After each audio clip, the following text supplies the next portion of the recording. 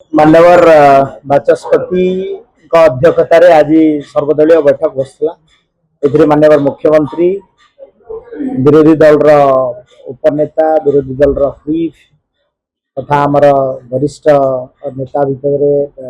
deputy chief minister जनाय मिश्रा जी आमर whip एवं मुझे विशेषकर सर्वसम्मति क्रमे गोटे कथा यूनानिमसली है हाउस टा सुरुखुर चला हम एज पार द आमर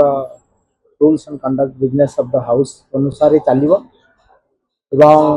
जो विषय वस्तु गुड़ाक आसब डिमांड बजेट प्रथम तो रतर तारिख रे आसंता काली ऑनरेबल महामहिम गवर्नर अभिभाषण